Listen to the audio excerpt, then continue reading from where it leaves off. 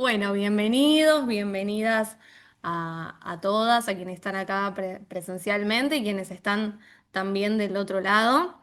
Em, Hoy nos encontramos una vez más en una actividad organizada desde el Instituto de Derecho Migratorio del Colegio de Abogados de Quilmes, una actividad que titulamos Diversidad Cultural, Memoria y Derechos Humanos y que está pensada en el marco del día 12 de octubre. La idea de esta actividad es generar un espacio de reflexión donde podamos ver de alguna manera cómo memoria, derechos humanos y diversidad entran en diálogo y que nos sirva también para poder pensar, ¿no? Nuestras raíces, las múltiples identidades, de dónde venimos, y que sea un lugar donde no solamente nos llevemos algo desde el derecho, sino también que nos sirva para pensarnos de forma colectiva. Así que... Bueno, gracias por estar acá, por estar ahí también del otro lado. Gracias al colegio, como siempre. Y agradecer también al Instituto de Derecho Constitucional y a la Comisión de Derechos Humanos que se han sumado en esta iniciativa. Así que, bueno, gracias a los disertantes que están acá y a quienes están también ahí conectados vía Zoom. No voy a hablar más, ya está. Y le voy a dar ahora entonces la palabra a Fer, a mi compañera. Hola, ¿qué tal? Buenas tardes a todos. Gracias por venir, por estar presentes. Yo voy a hacer la presentación de los dos disertantes que están presentes de manera virtual. El primero es el doctor Carlos Javier Krenz Miller, especialista en elaboración de normas jurídicas, desde el 2018 a la actualidad en la UBA. Es licenciado en Ciencias Políticas, abogado, ha cursado maestría en Filosofía con orientación en Filosofía Política. Docente adjunto por concurso de Introducción al Derecho en la UNAF, docente de grado en Elementos de Derecho Constitucional y Sistemas de Control y Participación Ciudadana y posgrado en las asignaturas Análisis Político de la Legislación y Técnica Legislativa de la UBA. Muy buenas tardes, doctor. Creo que lo tendría que haber saludado antes de haberlo presentado. Ahí va. Ahí va. ¿Cómo están? Ahí ¿Todo bien? Muchísimas gracias por la va. ¿Está invitación. bien? ¿Se escucha? Sí, sí, perfecto. Genial. Buenísimo. Bueno, de nuevo, muchísimas gracias por la invitación a Ana, a Fernanda, también a Diego y, bueno, nada, a Ezequiel no le voy a dar las gracias porque ya somos como siameses teóricos, así que, nada, con él me gusta más pelearme que otra cosa.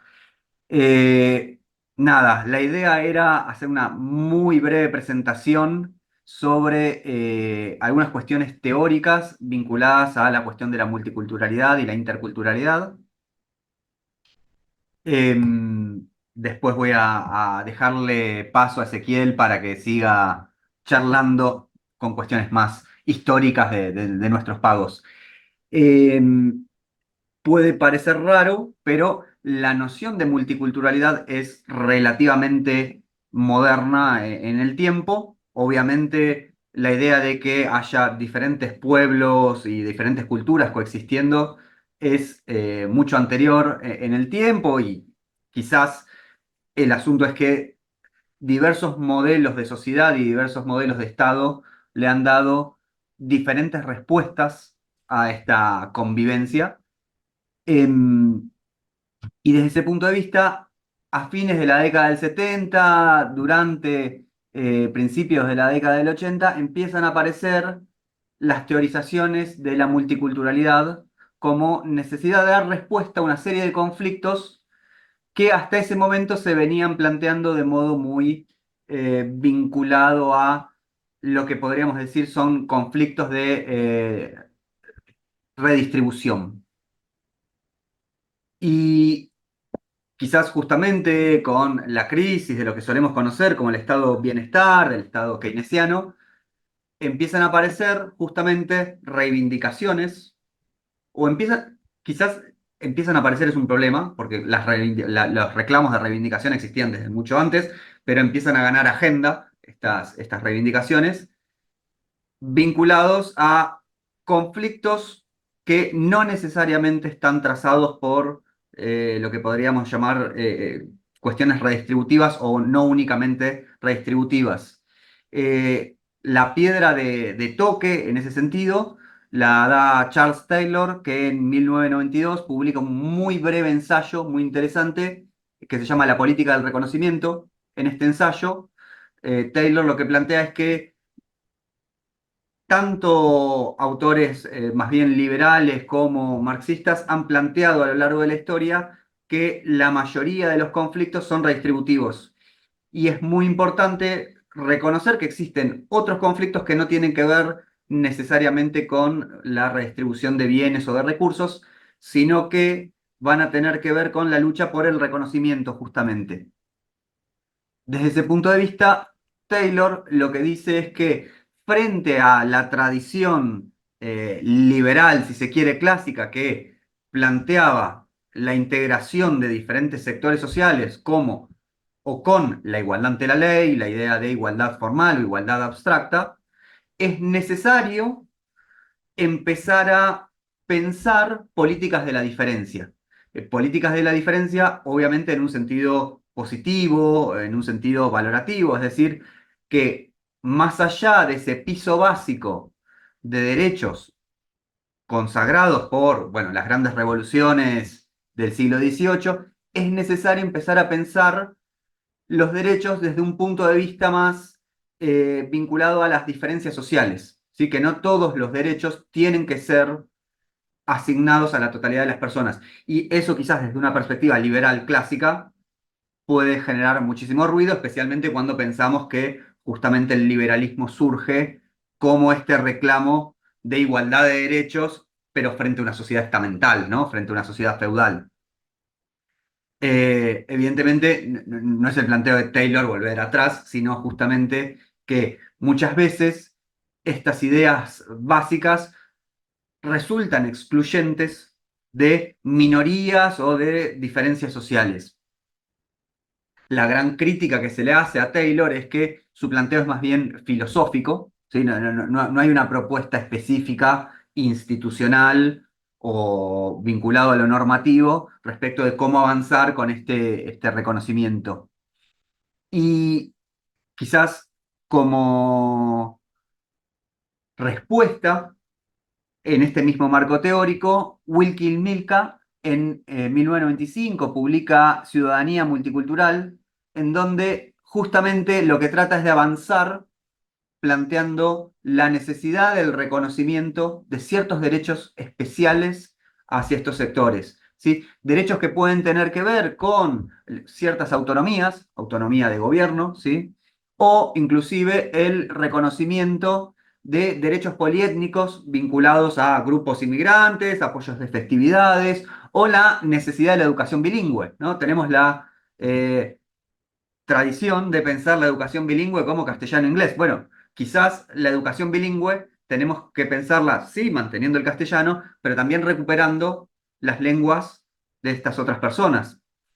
Eh, y también en algún punto plantea la idea de derechos especiales de representación, más que nada vinculados a lo que nosotros conoceríamos como cupos. ¿Sí? En general esta idea no ha obtenido gran, por lo menos a nivel nacional, reconocimiento, pero sí es interesante, estoy haciendo trampa y es un anacronismo, pero digo, en 1994 nuestra constitución reconoce o hace un reconocimiento de los pueblos originarios que casi que se adelanta al amigo Kilmica.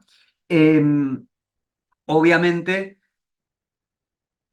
como toda primera aseveración en una discusión, rápidamente aparecen las críticas a estos autores, fundamentalmente porque plantean estas cuestiones siempre de modo liberal, en el sentido de pensar desde el individuo y muchas veces estas minorías no parten de este esquema de pensamiento en donde el individuo forma parte de una comunidad,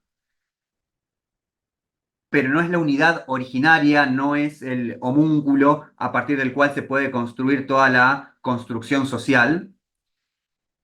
Y también porque muchas veces lo que termina sucediendo es que se piensa a esta idea del derecho como el derecho occidental, por llamarlo de alguna manera, como un universal neutro, cuando realmente es un universal situado más, es decir, el derecho es el resultado de una determinada sociedad y de una determinada mayoría dentro de esa sociedad.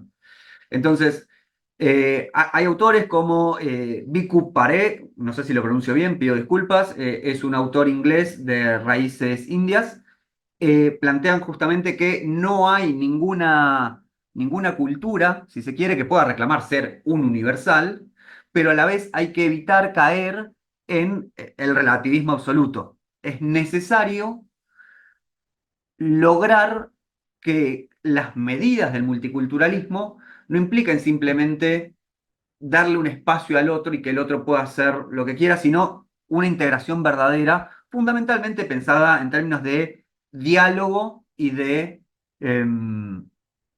construcción recíproca de la identidad. No generar comportamientos estancos, no generar segregacionismos, sino justamente lograr construcciones en términos dialogados.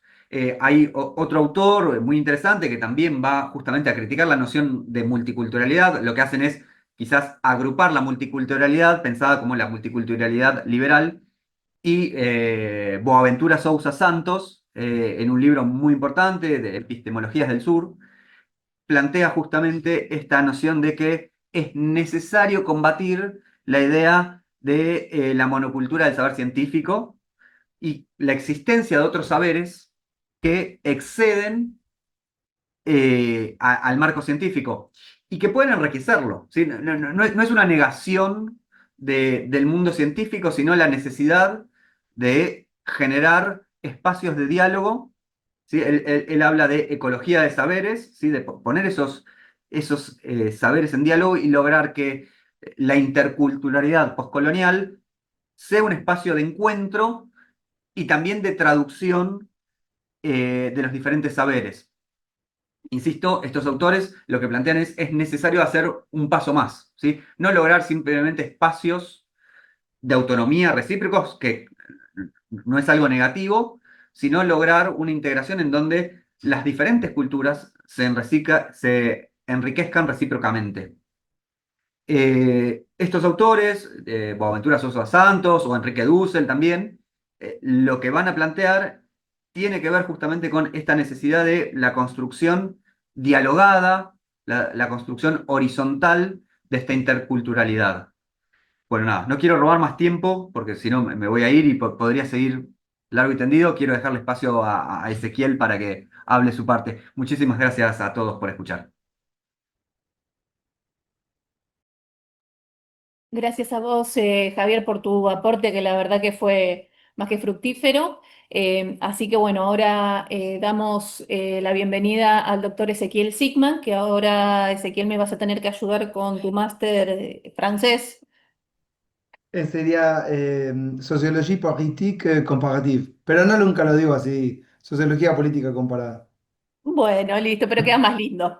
Que lo hiciste en el año 2016, 2006, tenés diploma de honor en licenciado en Ciencia Política en la UBA en el 2004, abogado de la UBA 2007, es actualmente profesor de Teoría del Estado, Teoría Política, sistemas de políticas comparadas, Teoría Sociológica, Análisis Político y Social de la Legislación y Teoría y Derecho Constitucional, siendo su máximo nombramiento el de profesor adjunto regular por concurso. Enseña en posgrado en la Facultad de Derecho de la UBA y en las carreras de grado en Derecho, Ciencias Sociales y Ciencias Económicas también de la UBA.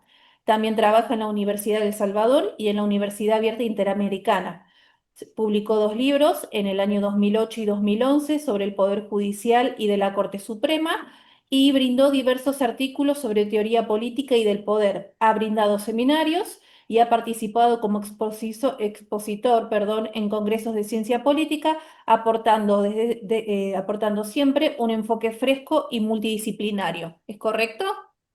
Todo correcto. Bueno, creo que no me olvidé de nada. No, sí, fue una apretada síntesis. Menos mal. Sí, me da vergüenza cuando lo escucho. Bueno, No, bueno, bueno, bienvenido, gracias Ana y bienvenido. Fernanda, sí, por la invitación. Y sí, con Javi hacemos como una especie de continuidad.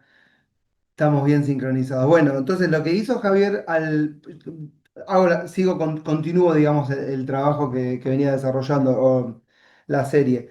Lo que Javi viene brindando es una especie de marco teórico de cómo pensar la multiculturalidad, que era, digamos, lo que nos convoca. Y lo que aportó es la mirada, digamos, desde Occidente, si se quiere, que es el marco más general, porque intentamos dividirlo en dos. Por un lado, la recepción de Occidente y por otro lado, cómo lo recibimos nosotros en Argentina siendo parte de América Latina, ayornándose a Occidente en algún sentido. Entonces, ¿qué hacemos, si se quiere, con todas esas teorías que nos hablan de la diversidad como recepción o como problemática del colonialismo o como la recepción de inmigración? ¿Qué hacemos nosotros con todo eso en Argentina? ¿Y cómo es que lo venimos pensando? Y Argentina, por su posición geográfica, digamos que se inserta, vamos a decir, raramente, si se quiere, porque ¿cuál sería la lógica en Occidente, que es lo que Javi venía charlando? Los países de Occidente son países colonialistas, en su mayor parte los de Europa Occidental, o los países más imperialistas, si se quiere, o conquistadores, y tienen la problemática de recibir y aceptar, integrar, pero al mismo tiempo desde un lugar de una supremacía, si se quiere, de lo que sería la supremacía judeocristiana occidental. Entonces, a partir de ahí, eh, debaten cómo hacer para aceptar o de qué manera integrar, o si es asimilar o si es compartir, ¿no? Uno pensaría, bueno, ¿y en América Latina qué pasa? Y en América Latina hay muchos países que tienen una cultura precolombina muy importante, de pueblos y naciones preexistentes, y hay mucha historia de colonización y de sometimiento.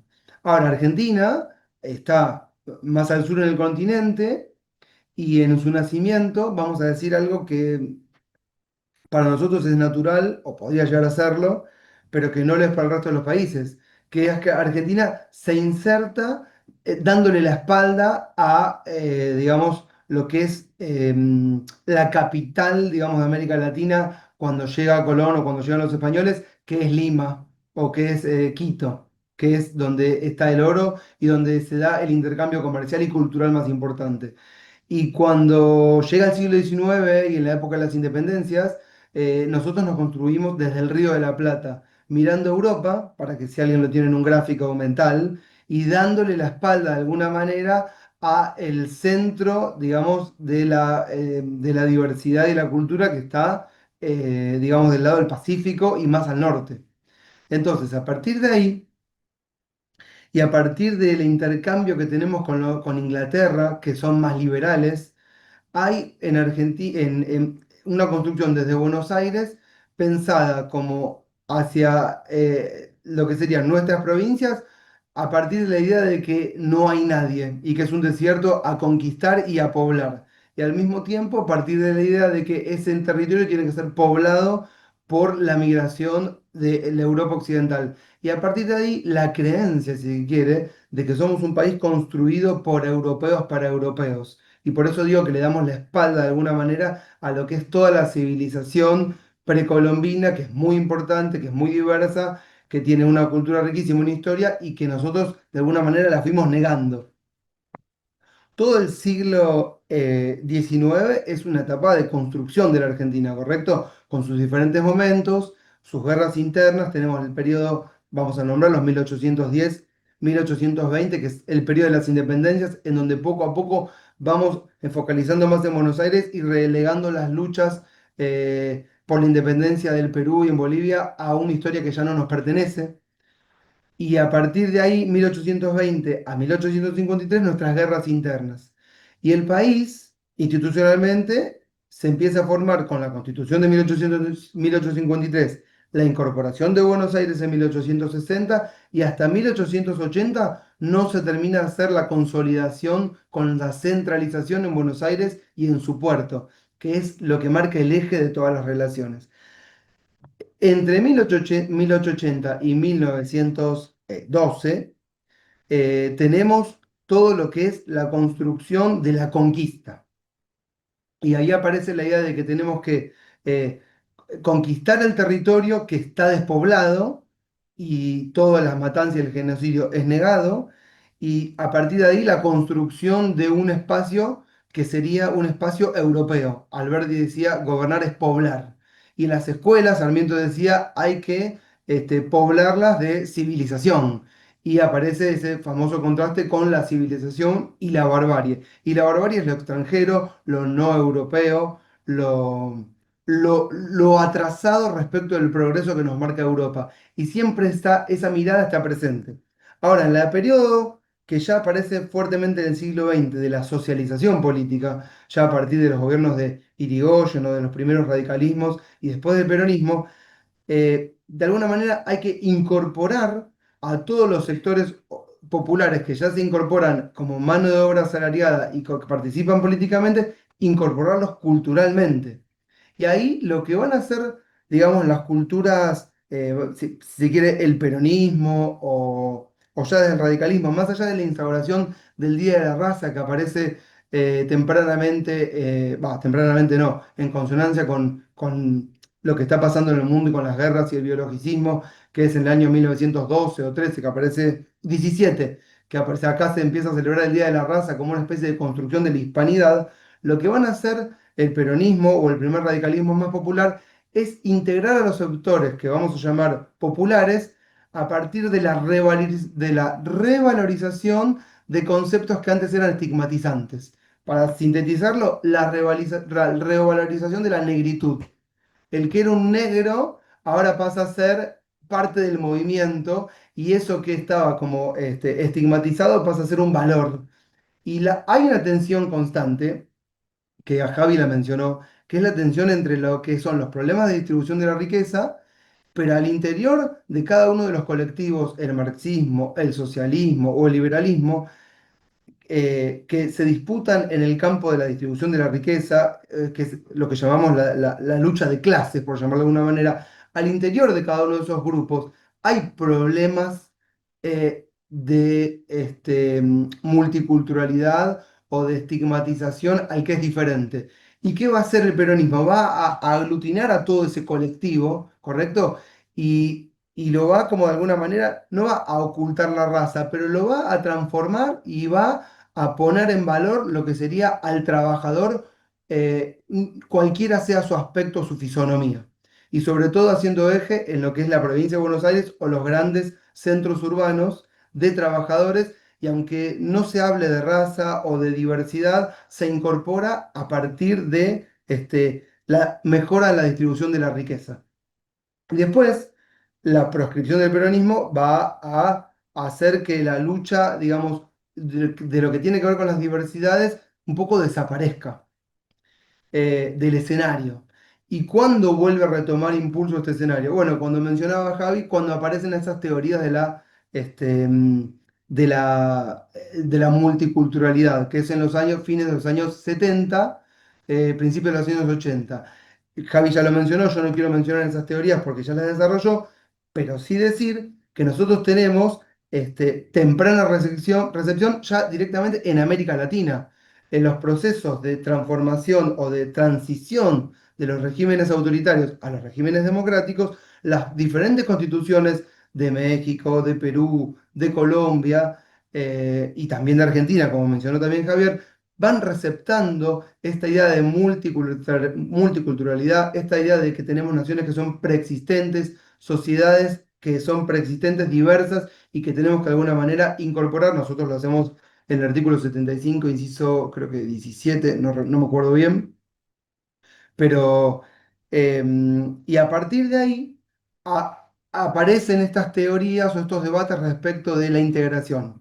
Es cierto que en los años 90 la integración es más a partir de la noción del individuo, porque era también un poco la idea que primaba en el mundo del consenso de Washington, fin de la historia, la integración a partir de la individualidad o la individuación, pero en el año 2010, ya pasada la crisis de 2001 y bajo el gobierno de Néstor y Cristina Kirchner, tenemos una ley que transforma el Día de la Raza en Día de la Diversidad Cultural y a partir de ahí políticas activas de, digamos, em, de políticas positivas para, primero, reconocer que existen desigualdades, reconocer que existen diversidades y al mismo tiempo trabajar activamente para mejorar la integración, el reconocimiento, la educación y también un revisionismo histórico que genere una especie de nueva reidentidad. De repente éramos diferentes y no lo sabíamos y es a partir de políticas positivas que empezamos a pensar, bueno, no somos todos iguales. Vamos a decir algo que dijo Alberto Fernández en forma errónea, no bajamos todos de un barco, que esa era la noción que mencionó y tal vez no es así, y las políticas, digamos, positivas en cuanto a revisionismo histórico, incorporar los manuales de historia y trabajar diversidad cultural, permiten integrar colectivos y autorreconocerse diferentes. Para terminar, porque se va a hacer muy largo y no quiero, en los últimos años hemos tenido una regresión en esta materia.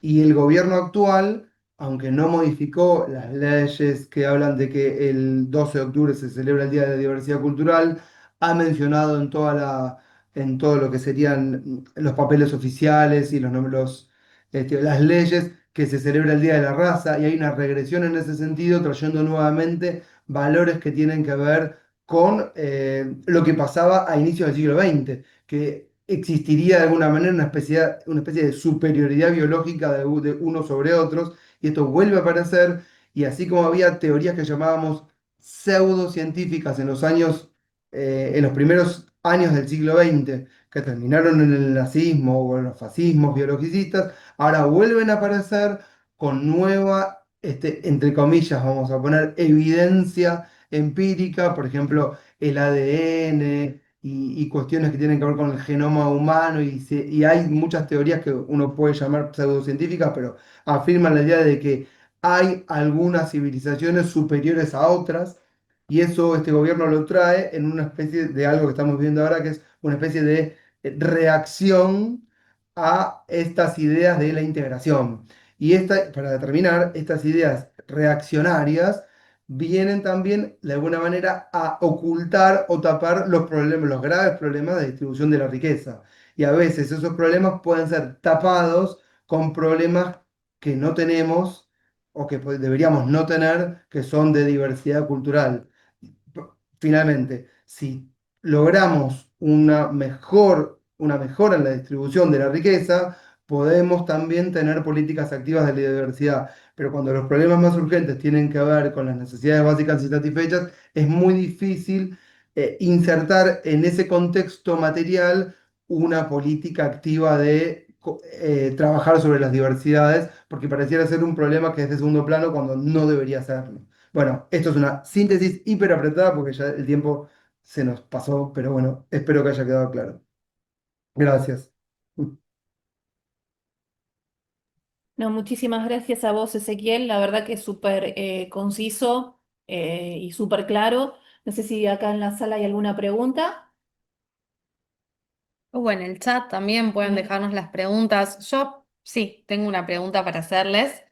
Eh, y digo, ¿cuáles son, no, esas tensiones que muestra la multiculturalidad cuando se empieza a articular con derechos universales? Em, Ah, a ver, yo creo que la tensión está planteada en el sentido de la necesidad del reconocimiento de diferencias, fundamentalmente. Pero no es una tensión en el sentido de que haya una negación de esos principios básicos, sino quizás la expresión tensión pareciera, ¿no?, que es una especie de dialéctica hegeliana en donde hay que superarlo y no, pueden servir de piso justamente para el reconocimiento de otros derechos. Em, pero sí creo que muchas veces cuando se plantean justamente este universal abstracto de derechos generales y que son para todos, el problema está dado en que pareciera que esa es la idea superior y la única idea posible de derecho. Eh, Insisto, no es que sea mala, el tema es cuando no logramos que dialogue justamente con saberes locales, con inclusive procedimientos para pensar la justicia a nivel local, a otros niveles. Doy un ejemplo muy rápido, prometo no mostrar libros porque con Ezequiel tenemos ese vicio. Hay en un libro de Boaventura Sousa Santos, hace un muy buen estudio de cómo se resuelven conflictos en asentamientos urbanos en Brasil, por fuera de lo que nosotros llamaríamos el sistema legal. Justamente pensado desde una visión mucho más dialoguista, si se quiere. Pero de nuevo, no es que sea una negación del sistema judicial o de justicia occidental, sino un complemento que puede servir para sumar. Perfecto. ¿Nos compartís si te acordás el nombre del libro? Lo tiene ahí. Ah, bueno. Sociología jurídica Me crítica. tentaste. Sí, Sociología Jurídica Crítica es un libraco, es muy interesante, más que nada porque trabaja cuestiones teóricas. Yo quizás me fui muy a lo teórico, tengo ese vicio, pero justamente muy arraigado en cuestiones territoriales, ¿sí? Trabaja temas de Mozambique, realmente es un librazo. No me auspicia la editorial, solo quiero verlo. Perfecto. Bueno, gracias. Gracias por responder. A ver, por acá. Bueno, no hay ninguna pregunta, así que avanzamos y en todo caso vamos leyendo el chat si quieren. ¿Vale? Bueno, pasamos entonces. ¿Ustedes se quedan? Sí, genial. Bueno, pasamos entonces con los disertantes que están acá. Nos vamos a mover nosotras ahora y le vamos a dar lugar a Eva, que va a moderar la segunda parte de Bueno, esta. buenas tardes a todos los que están en el Zoom y a los presentes acá en la sala. Voy a presentar al doctor Diego Vigay, eh, egresado de la Facultad de Derecho de la UNE, abogado de la Comisión Provincial de Derechos Humanos de Corrientes. ¿Bien?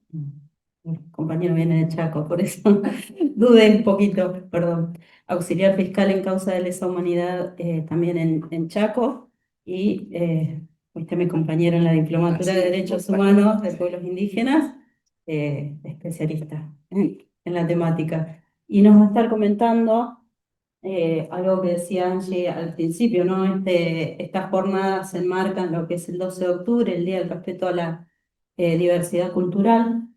El doctor Diego Vigay fue partícipe de el juicio por la verdad de la masacre de Napalpí, ¿sí? Así que nos va a estar relatando cómo fue su participación en ese momento. ¿Tienes el micrófono, Diego? Sí, bueno, no sé si hace falta micrófono, sí. Bueno, gracias Eva por la invitación, gracias a las comisiones del colegio, al colegio de Quilmes, la verdad que es un gusto y a todos quienes están participando. Bueno, yo vivo en Corrientes en realidad y trabajo en Resistencia Chaco, así que por eso participé en alguna vez de la Comisión Provincial de Derechos Humanos de Corrientes y actualmente trabajo en la Fiscalía Federal de Chaco, en la Unidad de Derechos Humanos. Bueno, la idea, a partir de la invitación de mi compañera de la especialización hace algunos años atrás, Eva, era contarle la experiencia del juicio por la verdad por la masacre en Apalpí, pero centralmente todo el proceso de reconstrucción de la memoria histórica del pueblo Com, del pueblo Mocoy, de quienes han sido víctimas de esa masacre y quienes han sido víctimas del genocidio indígena en la Argentina, digamos, ¿no? La masacre en Apalpí ocurrió en el año 1924. En ese momento era el territorio nacional del Chaco, todavía no era provincia, ¿no? Se iba ocupando la parte del territorio nacional que todavía no estaba institucionalizado, que todavía no estaba organizado en provincia a través de campañas militares. Todos conocen en más o en menos lo que ha sido la mal llamada campaña del desierto, el genocidio del pueblo mapuche, del pueblo tehuelche en el sur de la Argentina. Bueno, y en el norte también se han dado campañas militares y en algún punto, fundamentalmente a principios de 1900, esa ocupación de territorio se empezó a dar a través de la constitución de reducciones indígenas, que eran literalmente campos de concentración de la población.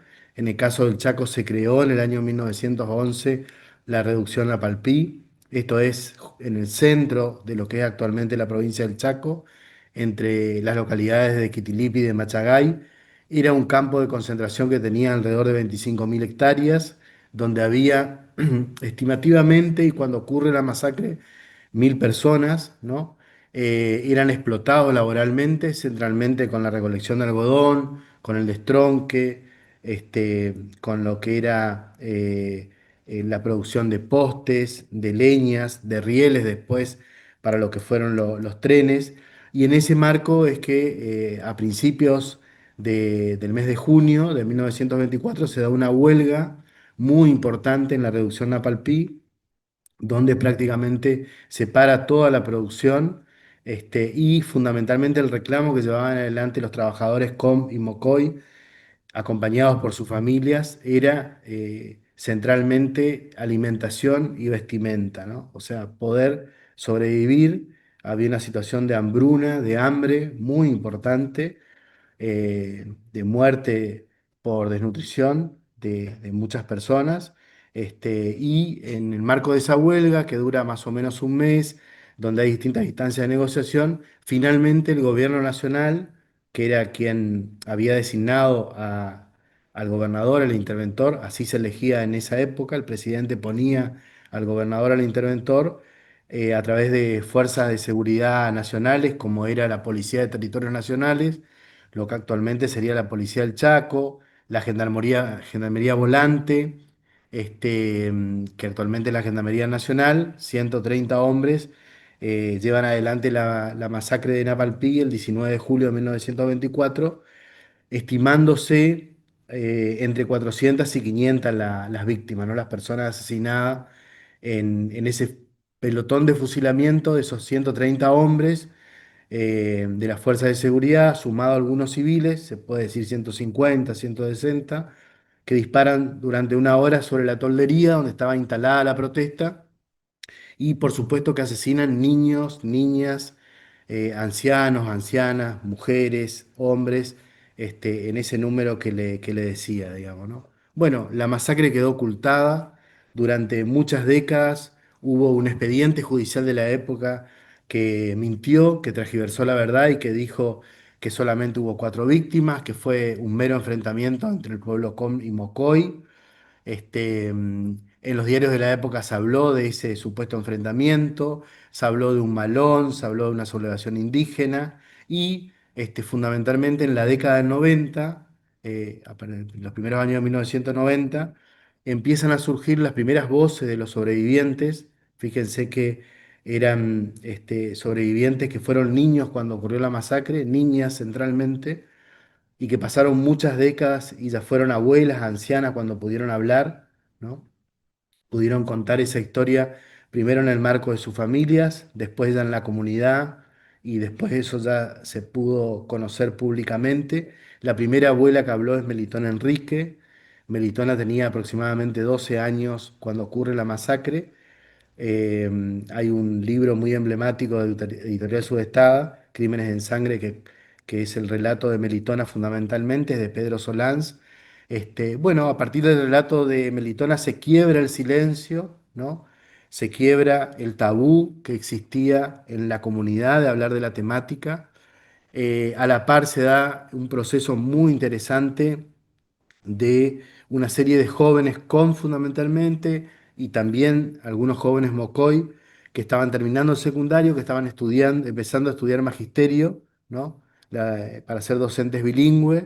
Ellos se plantean por qué se había dejado de hablar la lengua en parte de las poblaciones, porque habían perdido parte de su cultura, y se chocan con el hecho histórico de la masacre de Napalpí, se chocan con el testimonio de Melitón Enrique. Aparece otro testimonio que es de Rosa Chará. Bueno, ese grupo de jóvenes, la referencia central es el historiador Con Juan Chico, que lamentablemente falleció en pandemia, pero un intelectual muy valioso, un referente muy valioso, un líder muy, pero muy importante, acompañado de muchos otros jóvenes en ese proceso. Ellos empiezan a recopilar las voces de sobrevivientes, de hijos de sobrevivientes, sacan un primer libro, constituyen una asociación que se llamaba Napalpí, que actualmente es la Fundación Napalpí, que es un motor muy interesante de la memoria. Ponen una cruz en el lugar donde ocurrió la masacre, empiezan a llevarse adelante los primeros homenajes, empiezan a participar las escuelas. En el año 2008 el gobernador del Chaco, Capitanich, pide públicamente perdón en una plaza por la masacre de Napalpí en nombre del Estado a Melitón Enrique, que era la sobreviviente que se conocía en ese momento. Eso tuvo mucho impacto en todo ese proceso. Bueno, fueron surgiendo otros sobrevivientes, le decía Rosa Chará, el abuelo Pedro Valquinta, que es Mocoy, la abuela Rosa Grilo, que falleció hace muy poco, que fue la última sobreviviente también del pueblo Com.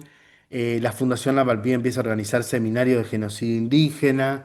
Se va dando todo un proceso de consolidación de la memoria histórica, de ruptura de la versión oficial también, y en la par, en el año 2014, se inicia una investigación de oficio por parte de la Fiscalía Federal en el marco de todo el proceso de juzgamiento de los crímenes de lesa humanidad a partir de la nulidad de las leyes de punto final y obediencia de vida, digamos, ¿no? En ese marco es que se puede dar la posibilidad de esta instancia judicial. Se toma como ejemplo en el caso de Napalpí los juicios por la verdad de la década del 90, donde, bueno, donde estaban vigentes estas leyes, lamentablemente, y la Corte Interamericana de Derechos Humanos eh, intimó al Estado argentino a que avance de todas maneras con poder investigar dónde estaban los desaparecidos, que los familiares tenían derecho a saber. Entonces hicieron juicios por la verdad en La Plata, en Chaco, bueno, en distintos lugares del país, y ese es el antecedente que se tomó. Bueno, hubo todo un proceso desde el 2014 al 2022 de participación de muchos investigadores de las universidades públicas, fundamentalmente la red de investigadores del genocidio indígena, que fueron incorporando sus investigaciones a la investigación judicial nuestra que estábamos haciendo, ¿no? Se fue sumando documentación de archivistas de los archivos públicos del Chaco y el Archivo General de la Nación, que en los pliegues más increíbles de la burocracia del Estado fueron encontrando pruebas e indicios de lo que fue la masacre, de cómo se trasladó la tropa, de encontrar fotografías del avión en el lugar que fue utilizado para hacer inteligencia, bueno, de los informes de la Comisión del Ministerio del Interior sobre las reducciones indígenas y cómo se alimentó a esa tropa, bueno, de los diarios de la época. Hay un diario de la época anarquista que se llama El Heraldo del Norte, que hizo una investigación al año de la masacre de 1925, increíble el trabajo que hicieron esos periodistas anarquistas, metiéndose en el monte chaqueño y reconstruyendo realmente lo que pasó, poniendo en riesgo su vida, entrevistando sobrevivientes. Es un documento muy valioso para la investigación judicial también. Bueno, no los quiero aburrir, pero todo eso terminó con un juicio por la verdad en el año 2022 que tuvo 7 audiencias, que tuvo 60 testigos, 30 de ellos indígenas, todas las voces de los sobrevivientes filmadas porque estaban fallecidos, o en el caso de Rosa Grilo estaba muy grande, entonces se utilizaron las entrevistas y sus testimonios ante la fiscalía filmados, de los descendientes también, por lo que es el relato oral, y muchos sobrevivientes le habían contado a sus hijos o a sus nietos, y eso tenía un valor inconmensurable, y también todo este equipo de docentes bilingües que hicieron toda esa reconstrucción, entre ellos Juan Chico ya estaba fallecido, pero se pudo pasar una entrevista de él de 1 hora, donde prácticamente hablaba de todo lo que iba a contar en el juicio cuando llegara, digamos, ¿no? Y después los otros 30 fueron todos historiadores, antropólogos, sociólogos, periodistas de las universidades públicas, del CONICET, del Nordeste, de la UBA, que también todo ese material y esas investigaciones de muchas décadas de cada uno de ellos,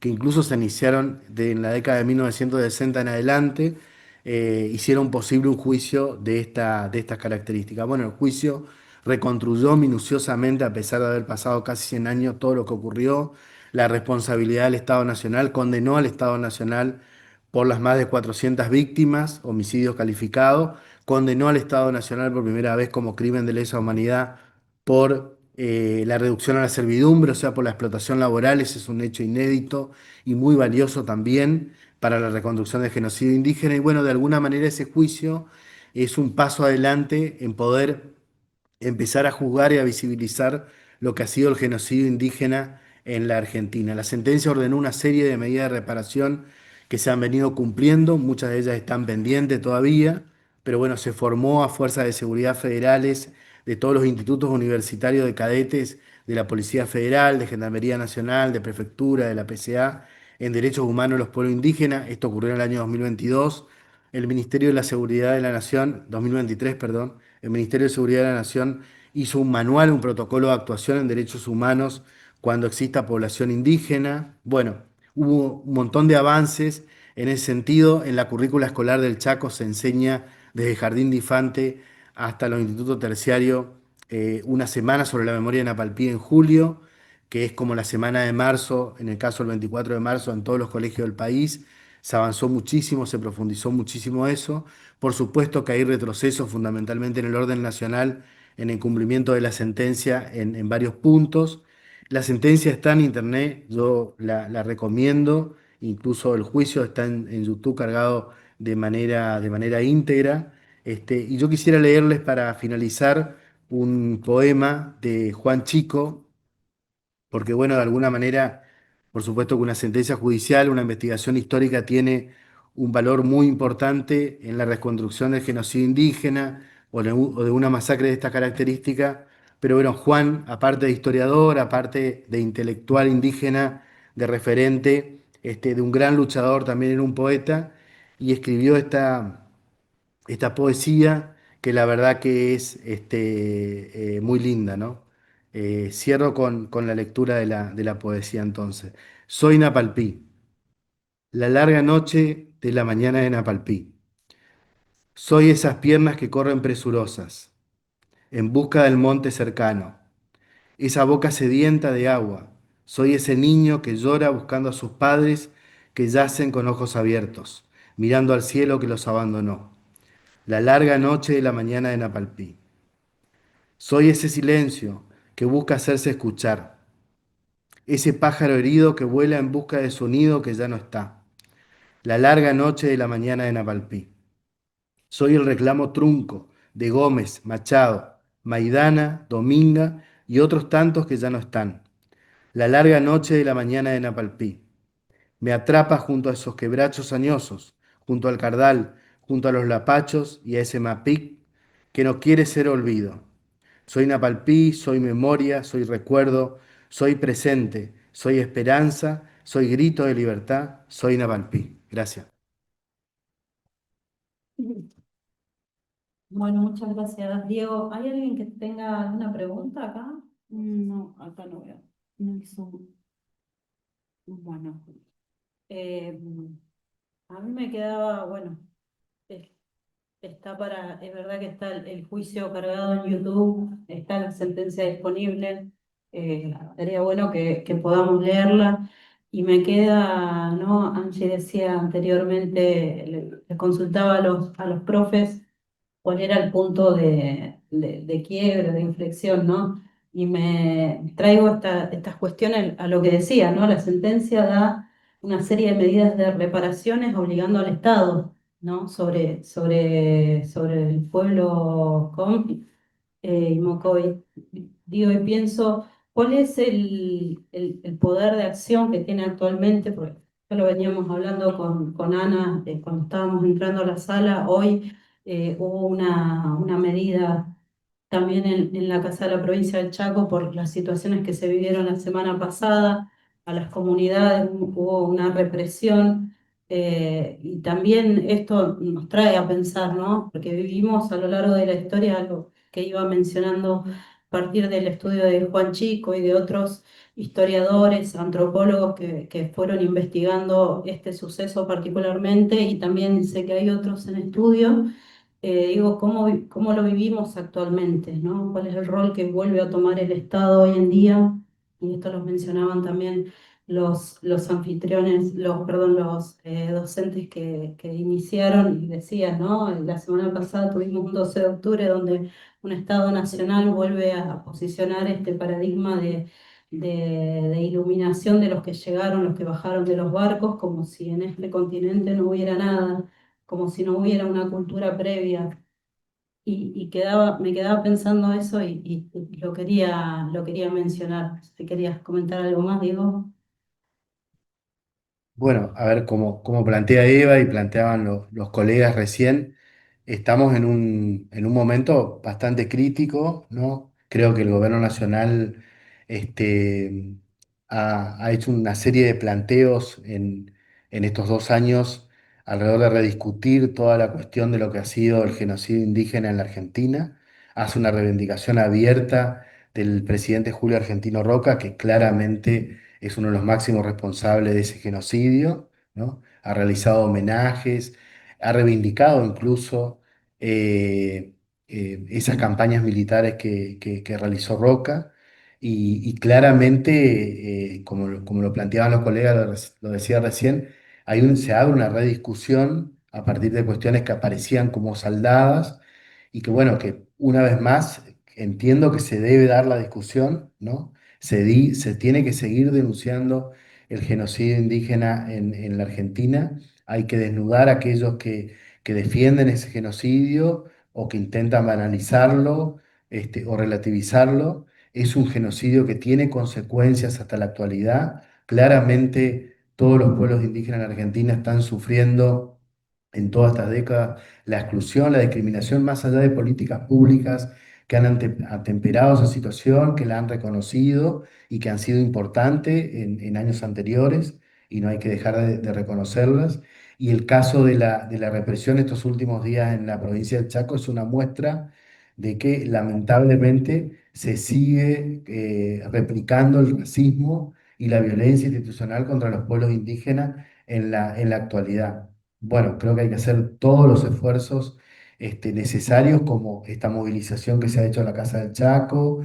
Hay abogados que han presentado recursos habeas corpus. El Comité contra la Tortura del Chaco se ha presentado de manera inmediata en Miraflores, hizo un relevamiento de todos los heridos, hizo una denuncia muy importante que fue acompañada por todos los comités contra la tortura de las distintas provincias y el Comité Nacional contra la Tortura. Bueno, creo que todas las herramientas que estén a nuestro alcance para denunciar y visibilizar todo ese tipo de violencias y en la posición que tiene actualmente el Estado Nacional tenemos que utilizarlas. Bien, muchas gracias. ¿Alguien más quiere hacer algún aporte? ¿No?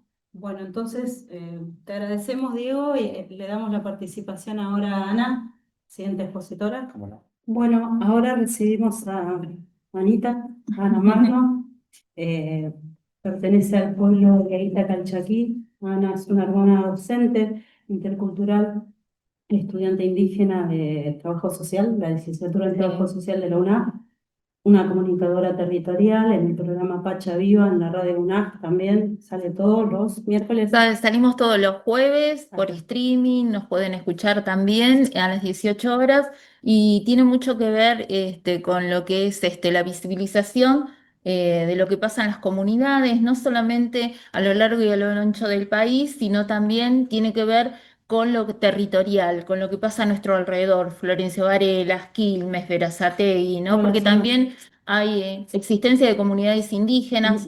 El gobierno de la provincia, o sea, la provincia de Buenos Aires tiene 80 comunidades indígenas acá en la provincia, así que son como suficientes como para hacer visibilización de lo que están atravesando. Muchas veces son buenas noticias y en otros casos no tantas.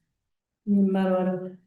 Además es referente del grupo IU Runa de la UNA, ¿sí? Sí. Hermanos que se reúnen en la universidad. Sí, en realidad el grupo Aliurrunas nace en el espacio de la El grupo Aliurrunas nace en el espacio de la universidad, que queda en Florencio Varela, pero hoy en la actualidad participamos de Berazategui, Florencio Varela y se suma Lomas de Zamora. También está integrado por profesores de la universidad que nos acompañan. También hay un abogado que es de Aguita Calchaquí, que es el señor el doctor Benito Espíndola, que es el que acompaña al grupo.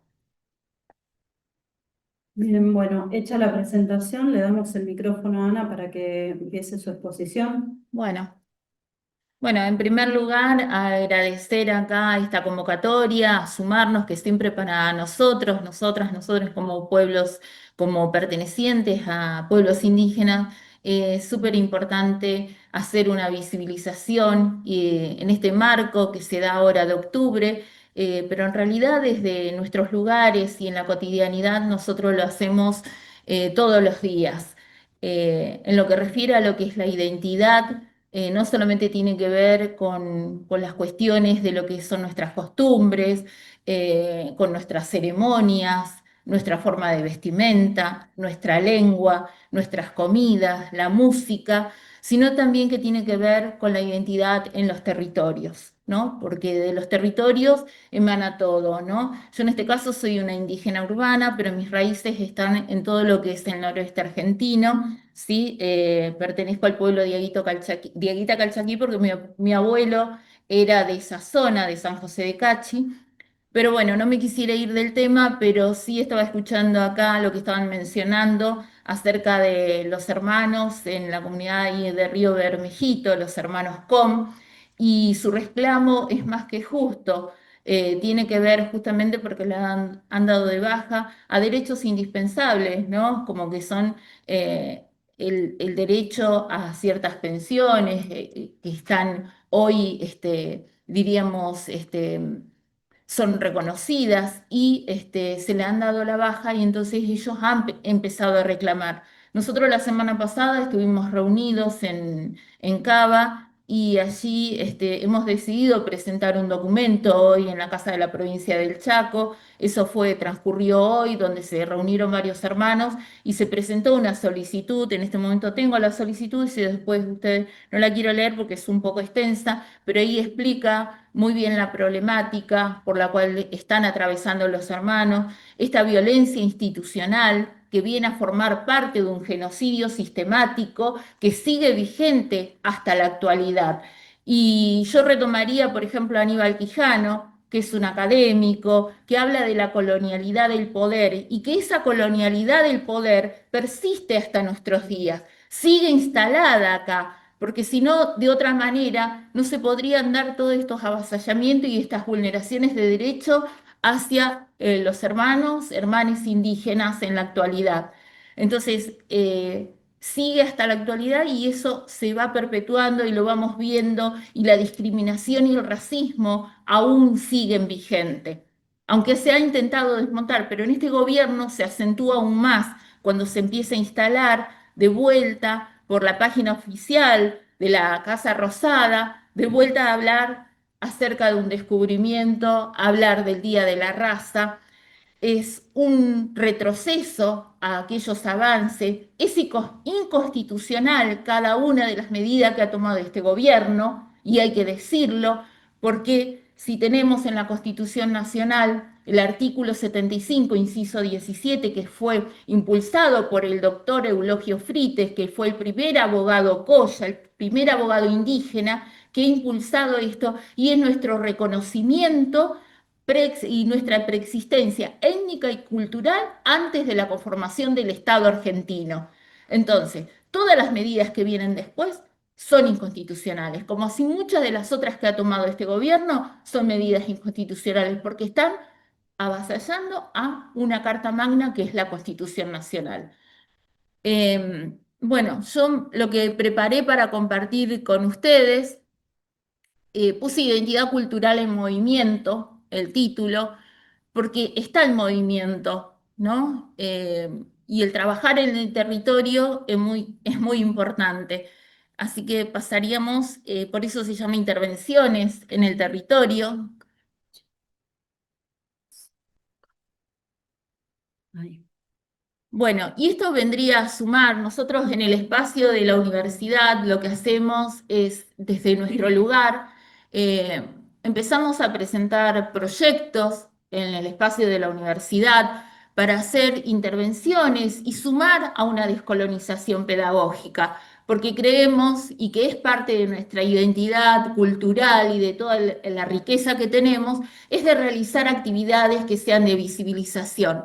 En la UNAS nunca se había conmemorado el Día del Indio Americano, así que en el año 2023 dimos inicio a la conmemoración del Día del Indio Americano, sí, haciendo una pequeña ceremonia con izamiento de nuestro símbolo ancestral y milenario, que es la huipala. La huipala también es parte de la identidad, es parte de donde nos miramos y nos reconocemos como indígenas porque tiene un significado ancestral, milenario, escuadrada. Ustedes verán que es muy diferente a lo que son las otras banderas, que son rectangulares, y su significancia, ¿no? Viene a representar, diríamos, a la unidad, al equilibrio. Bueno, esa es una de las actividades que hicimos. En realidad, el 2023 la hicimos en el auditorio de la UNAF. Esta fue del año pasado, que realizamos allí.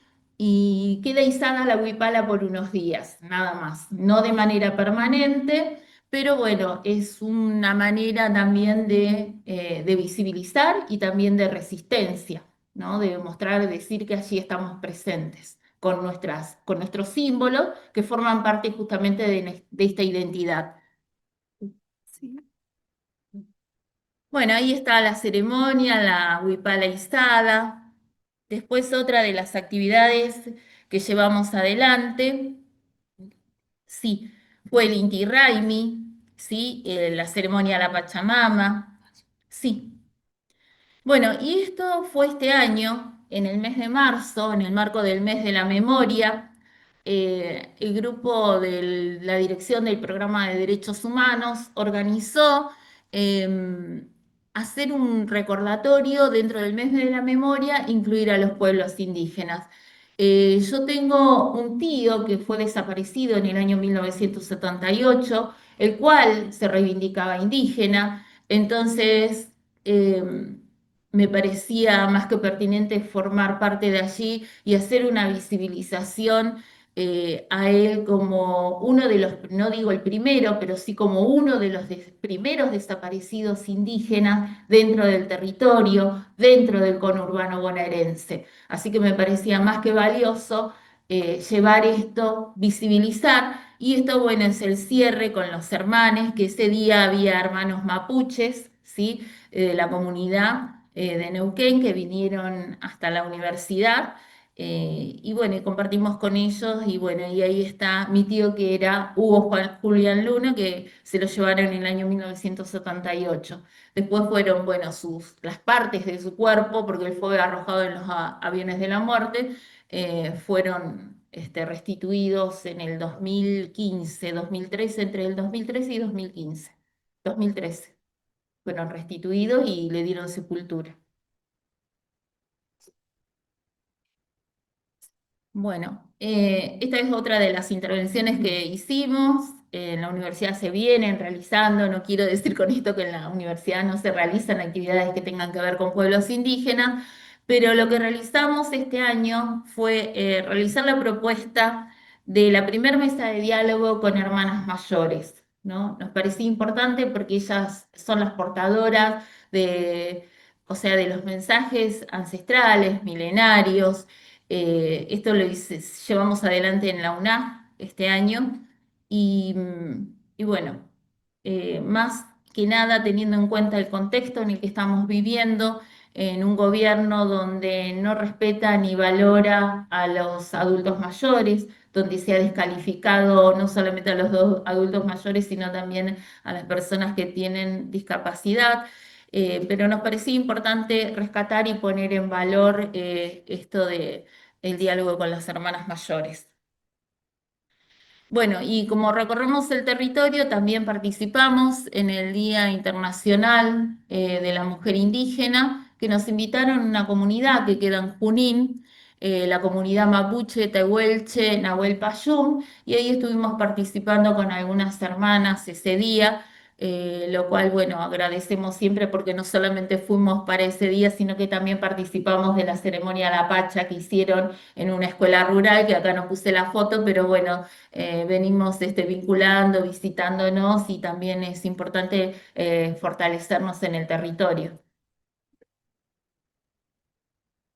Bueno, y este es el programa de radio Pachaviva, que es el primer programa de pueblos indígenas en la universidad, y salimos todos los jueves a las 18 horas, así que les invito a los que nos quieran ver por YouTube, pueden poner Pachaviva y sale, y ahí están también los programas que fueron grabados esta es nuestra tercera temporada ya en el espacio de la universidad, donde ahí presentamos un proyecto también, y ese proyecto fue seleccionado y bueno, empezamos a realizar en el 2023 nuestra primera temporada. Y parte de la identidad cultural es tener presente a nuestros mayores, es así dentro de nuestro caminar, de este buen vivir, de nuestra cosmovisión, es el respeto y recordar siempre a los que han dejado huella. Y si hay alguien que dejó una huella muy importante para los pueblos indígenas, es el doctor Eulogio Frites, al cual hicimos un programa especial donde homenajeamos su lucha, su camino, todo lo que llevó adelante, así como también su libro, El Derecho de los Pueblos Indígenas, ¿sí? Que tiene escrito un libro que a nivel académico, el cual estoy utilizando en este momento para hacer la tesis cuando la presente ya el año que viene para recibirme.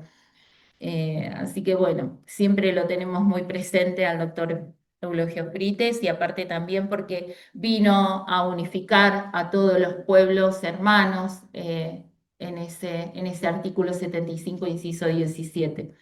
Y bueno, y esto es de este año, el izamiento de la huipala en la universidad y rescatar también acá que los impulsores de las primeras actividades en esta universidad pública y del conurbano bonaerense fueron el hermano mayor Pablo Quíbal, el hermano mayor, el abuelo Santos Mamani, quienes creían en aquel momento cuando empezaron en el año fines del 2010 que el espacio de la universidad y de las instituciones educativas es un lugar para visibilizar, para descolonizar y también no es un dato menor la universidad donde yo estoy hoy estudiando y pasando mis últimos, ya diríamos, días ahí como estudiante, Arturo Jaureche, quien era anticapitalista y también hablaba de la descolonización pedagógica, ¿no? También nos hablaba de las onceras, también esto, criticando esa crítica, diríamos, si se quiere, hasta constructiva de Sarmiento, ¿no? Porque ese Sarmiento donde muestra que habla él de la civilización y la barbarie, nos llama a la reflexión. Eso me parece súper importante, ¿no? Porque esa crítica no solamente queda en la crítica, sino que nos está realizando una invitación a cada uno de nosotros a ver qué es lo que él empieza desde su lugar, a Arturo Jaureche, a cuestionar a Sarmiento.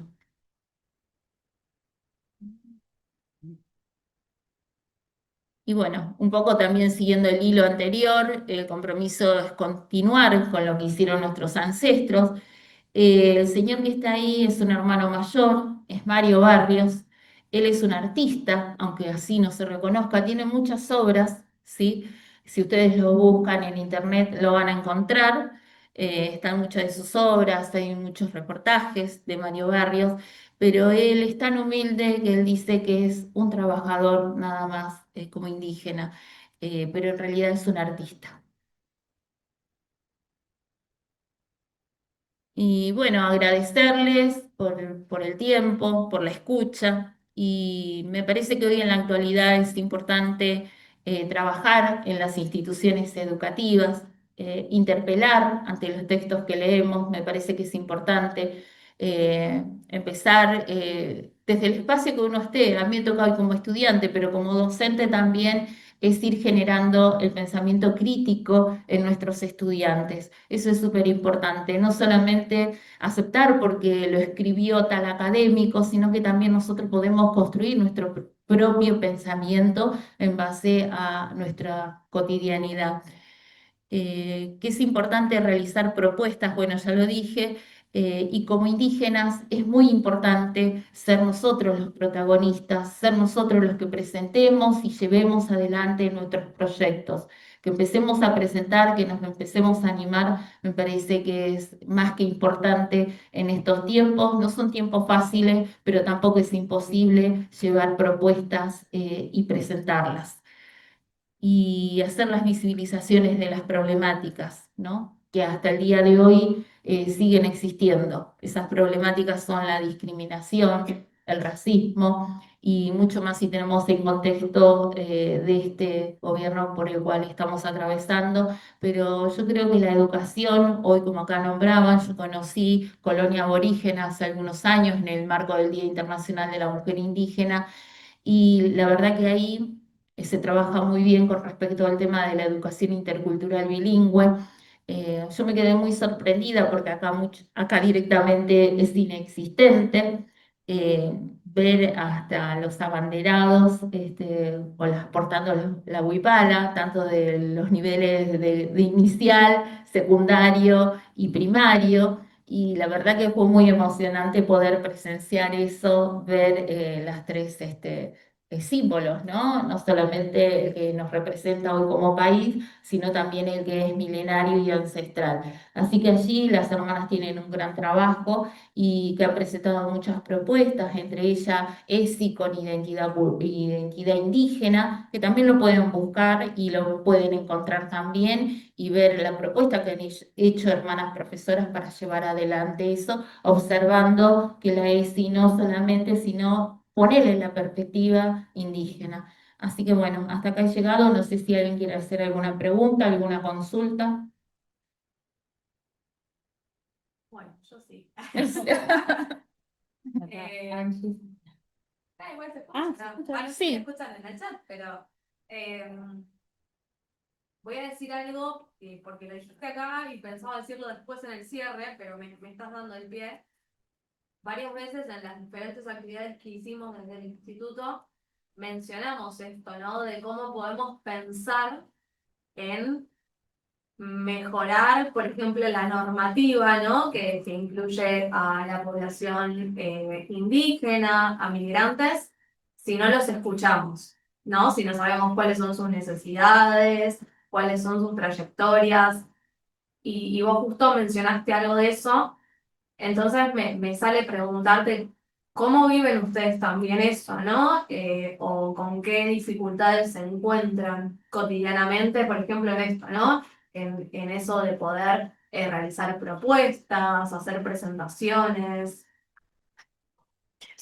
Bueno, como te decía, el camino no es fácil. A mí me llevó muchos años de mi vida poder tomar la iniciativa. No es fácil, ¿no? Si bien estaba convencida de mi identidad y orgullosa de quién soy, ¿no? De estas raíces ancestrales y milenarias, saber de dónde vengo, ¿no? Conocer totalmente eso, pero de ahí hacer propuestas. Nace hace, diríamos, 3 años, no hace tanto, pero sí hay aperturas en que uno puede llevar estas propuestas adelante. Por ahí uno quisiese hacer más, pero no es a veces tan viable y tan fácil.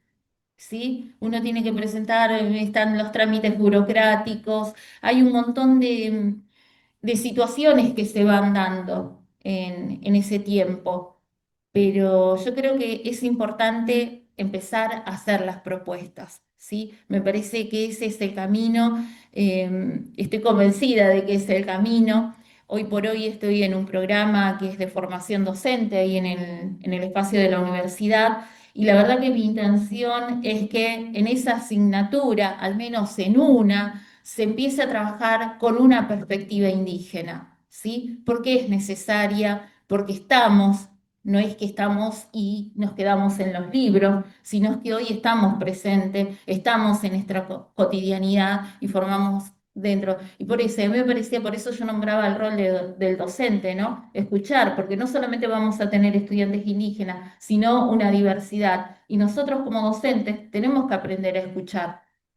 Tenemos que aprender a escuchar a esas diversidades y a partir de allí empezar a elaborar un plan de trabajo de clase para poder empezar a trabajar, pero que no esté alejado de la realidad de esos estudiantes y del conurbano. O sea que tiene que ser algo situado. Todo lo que uno proponga tiene que ser siempre situado de acuerdo al lugar a donde vos estés.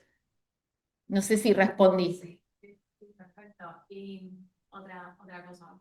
Sí, dale. Que parar a mí. esto de que vos decís, bueno, fácil no es, eso está claro. Y también digo, se mezcla esto de ser mujer, ¿no? Los miedos, esto que decís de la discriminación, el racismo, pero sobre todo el hecho de ser mujer, ¿no? Y estar parada en el lugar en el que estás, constituyéndote también como referente. ¿Qué pasa con eso? Y mira, cuando hicimos, vos verás que cuando no puse esa foto, pero cuando se armó esa mesa, fui la única mujer participando de esa mesa. Eran todos hermanos, está bien, somos todos hermanos, pero eran todos hermanos varones, ¿no? Entonces yo digo, pero también tenemos que tener memoria y también darnos cuenta de que estamos atravesados por la colonización, ¿no? Que tenemos que empezar a desmontar ciertas estructuras mentales que tenemos, ¿sí? Es un trabajo, porque también nuestros hermanos indígenas están colonizados y no es su culpa, es todo producto de ese colonialismo que está y sigue vigente en la actualidad. O sea que no es algo que vamos a responsabilizar a nuestros hermanos indígenas. No, tiene que ver porque somos producto de esa colonización que empezó en el año 1492, donde nos han vulnerado todos nuestros derechos. Y hoy estamos en eso, en intentar nuevamente, y yo creo mucho en las juventudes, en los que vienen por atrás nuestro,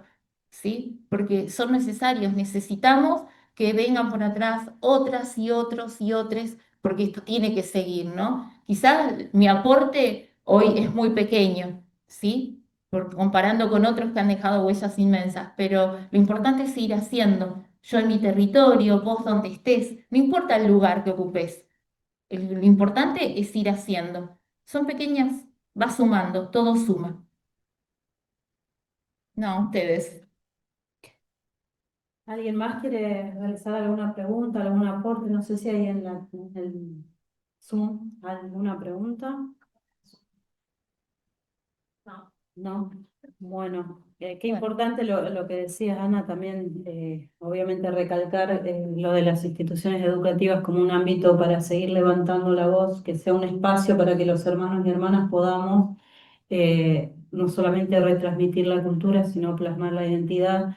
Digo, este también es un espacio educativo desde el colegio para los abogados y abogadas, pero también que tiene una apertura con la sociedad, y digo, prueba de ello es esta actividad, y bueno, como decías también, pensamos las actividades así, paso a paso, ¿no? Escuchando las necesidades también que nos van dejando. No sé si quieren hacer un cierre final, ¿sí, Angie? Una despedida para todos. Bueno, desde acá igual me van a escuchar en el chat, asomo mi mano por acá.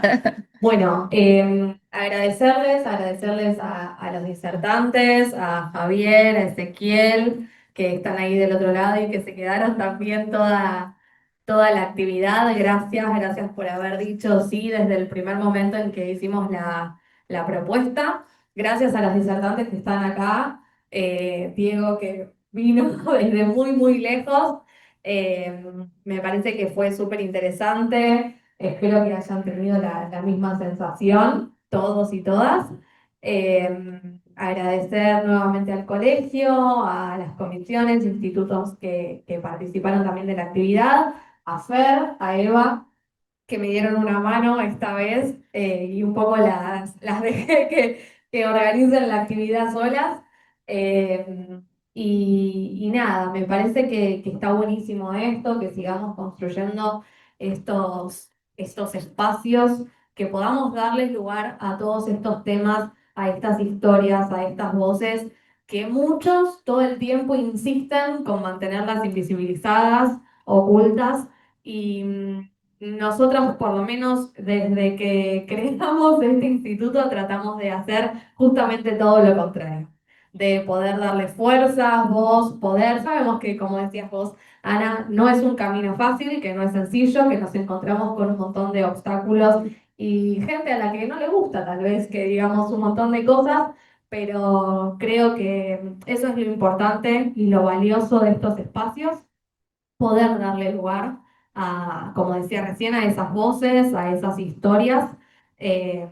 y que sea no solo un ámbito académico, sino también de empoderamiento. Así que, bueno, gracias, ya está, porque se me